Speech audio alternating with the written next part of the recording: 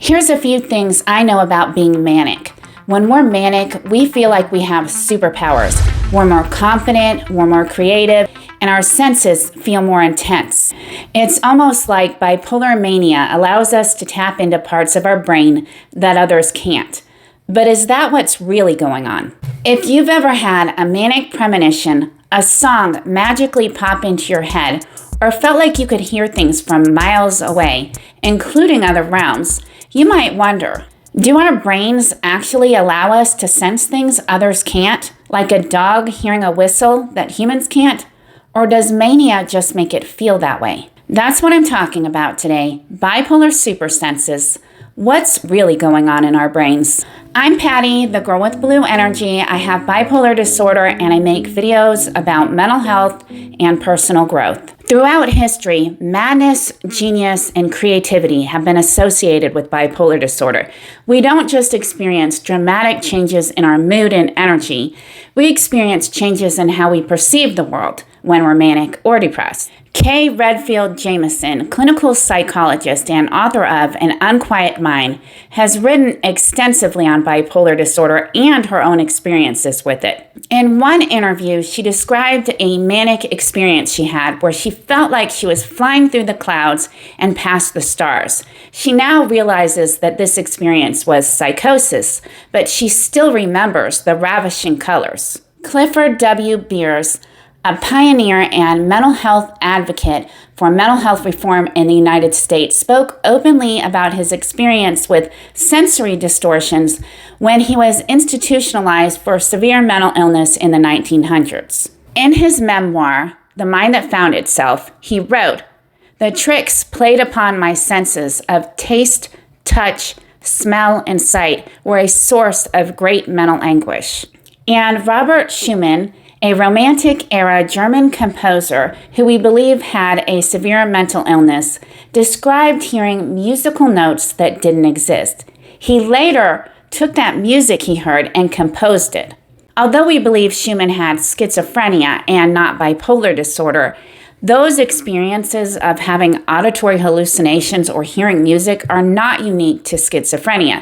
This can also happen during bipolar mania. In fact, I have had this happen myself more than once. I have heard music playing and then asked around and nobody else could hear it. If you find this as fascinating as I do, you might be surprised to learn that these vivid sensory experiences are actually very common in bipolar disorder. And it's not just our sense of taste, touch, smell, hearing that's affected. Our brain's entire way of processing and filtering sensory information may shift too. So we might experience colors that look more vibrant or brighter, or we might taste food that tastes richer or tastes stronger, or if we're depressed, it might taste duller and more bland. Or we might pick up on things we don't ordinarily pick up, like if you're listening to a humming refrigerator or a fan spinning, you might pick up on background noise and think you're hearing things. Or like if you look into the sky and look at the clouds, you might pick up faces in the clouds more prominently than you would if you were not manic. What's interesting, though, is it's not just our primary senses that change. All of our senses work together. So you might experience internal changes in your perception of the world. So not just what you hear or what you see or what you taste, but you might have a difference in how you see or perceive or feel the world around you.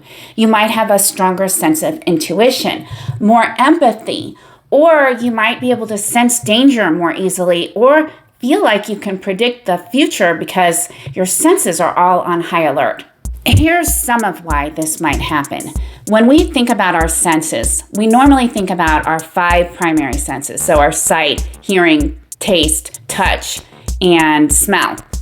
But we actually have a lot more senses than that. In fact, neuroscientists think we may have as many as 33 unique senses with separate sensory receptors in our body. We have a number of other senses that we don't think about, like our sense of balance, our sense of spatial awareness, so you can touch your nose with your eyes closed if you're sober, or our sense of pain, our sense of temperature changes, our sense of time. We have a lot of senses that we're not always talking about and we may not be aware of, and they all work together. So if our sensory processing changes, then our perception of the world is going to change. This is why many of us feel like we have manic super senses.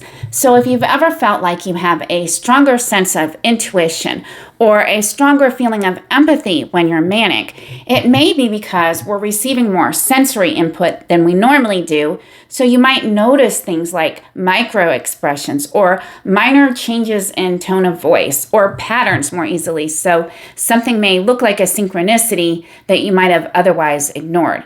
Another thing you might experience when you're manic is feeling a sense of sensory overload or feeling overstimulated. So there's a lot of things that go on in our brain when we're manic, but one of those things is that we're not filtering the sensory information that comes in the same way. And this can cause us to feel a sense of sensory overload or overstimulated.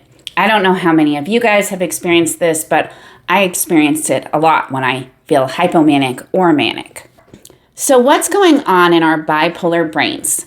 There are a few theories as to why we experience sensory changes during mania and depression, but there's probably not one simple answer. I'm going to explain some of these theories and the science behind why we think sensory changes happen when we're manic or depressed. So one of the reasons why we experience our senses differently is because of something called sensory gating. Sensory gating is a mechanism in our nervous system that filters sensory information and then sends it to the parts of the brain that interpret it. So think of it like a gate that keeps our brain from getting flooded with sensory information. As we receive sensory input, it filters out what is redundant, unnecessary, and sends it to the parts of the brain that interpret it. People with bipolar disorder may have dysfunctional sensory gating. So instead of filtering some of that information out, your brain will receive all of this sensory input all at once. When I first read about this, it sounded a little counterintuitive, but basically, we don't take in all the sensory input, or our brain would be getting too many things at once. We get the important sensory input, and that's what sensory gating does.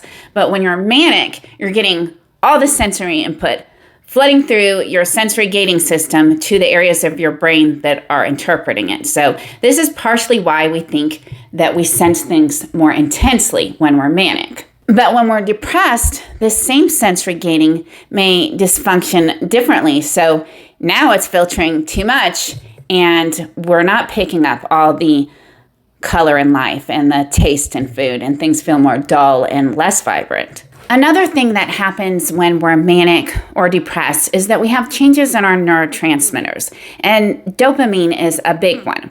Since the 1970s, researchers have speculated that bipolar disorder may be caused by an issue in dopamine transmission. Simply put, we may make too much dopamine when we're manic or too little when we're depressed.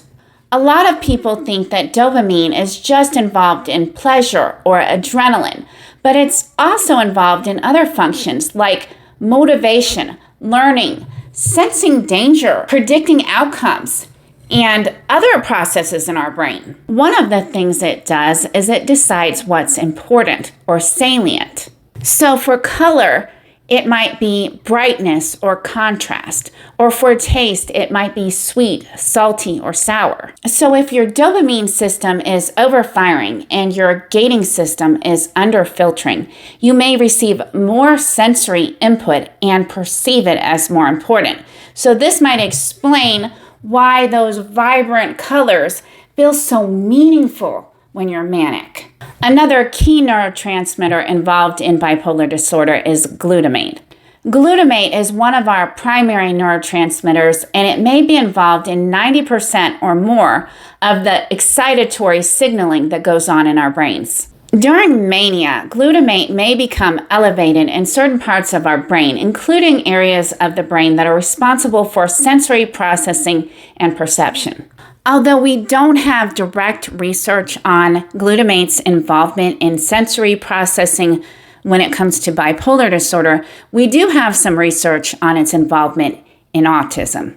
So one study I looked at suggested that when there is sensory overstimulation in autism, it may be due to a glutamate GABA imbalance. So although we don't have a direct tie to bipolar at this point, we do know that glutamate and GABA are involved in bipolar disorder, and particularly that glutamate may be involved with mania.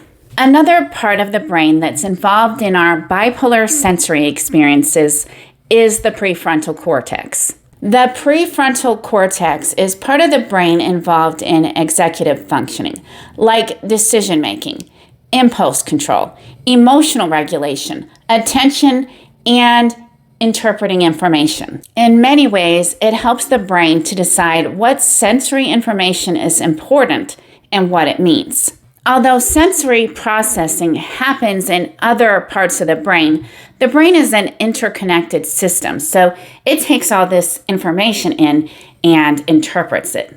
During mania, researchers think the prefrontal cortex may become disrupted.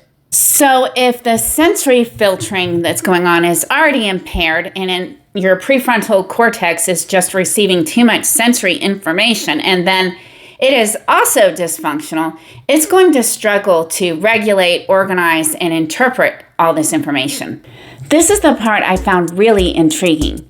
We might not just have differences in our sensory processing, our sensory organs may function differently too. We haven't researched this extensively yet, but some researchers believe that bipolar disorder may affect more than just sensory processing in the brain. The actual tissues involved in collecting sensory information, like the retina, may function differently also. Some researchers believe that people with bipolar disorder are especially sensitive to light, and this might be because of how the retina and circadian rhythm work together to respond to sensory input. This research is still emerging, but scientists are studying retina-like tissue that was grown from bipolar patients to better understand if these retina cells respond differently to light. Researchers have also used MRI scans to see how bipolar patients process images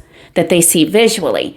So they had the patients look at flashing checkerboard images, and then they looked at the visual cortex on the MRI scan. And when they were manic or depressed, there was less activity in the visual cortex. So this research suggests that all of these sensory experiences we have during mania and depression, they are in fact real.